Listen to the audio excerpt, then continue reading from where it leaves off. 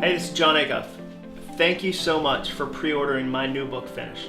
I'm really appreciative of that, and I can't wait to give you a bunch of bonuses. Like, my goal is to turn on a bonus fire hose till at the end of it, you're just like, enough, it's too much generosity, it's overwhelming. That's my goal. Now, the series is going to walk through some of the points inside the book, Finish. And before I do, I want to tell you why it matters that you finish. Today's video, I'm just going to tell you one idea that'll kind of set up a framework for what we're going to talk about. You see, a lot of times we think it doesn't matter that we don't finish our goals, but here's the problem. When you make a goal, you've actually made a promise. You've made a promise to yourself that you're going to do something. And when you don't complete that goal, when you don't finish, you've broken the promise. And that hurts the trust level you have with yourself. If a friend of yours said they'd meet you for coffee 3 or 4 different times and they never showed up, you wouldn't trust that friend. If a parent said they'd pick you up for soccer practice and they never did, you wouldn't trust that parent the same way. And that's what happens when we set goals, which is exciting. And we say, here are 10 things I'm going to do, and then we don't do any of them. Do you know what happens the next time, and the next time, and the next time?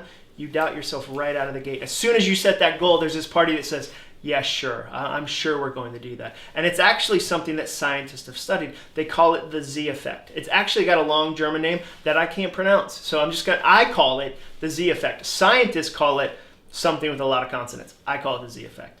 The Z effect is simple. You remember incomplete goals more than complete goals.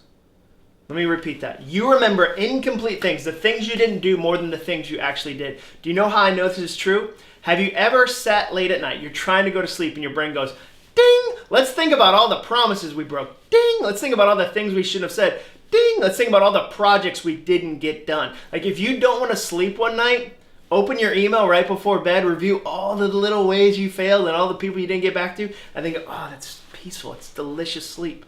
It's hard. And part of it is you're carrying a lot of goal baggage. So maybe 2 years ago, you set an aggressive diet and you didn't keep it.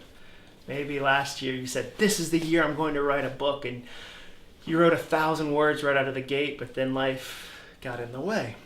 Maybe you set a different goal. Maybe you're going to go on X amount of dates with your wife. Or maybe you're going to ask out somebody, or you're going to spend more time with your kids. I don't know what your goal was, but I know this. A goal you start and don't finish has a cost. It leaves a mark. And so in the next few videos, we're going to talk about how do you make sure that the things you start, you actually finish. Because remember, our driving principle, what we're going to be talking about this entire series is this. Starting is fun, but the future belongs to finishers. And I want us to be finishers.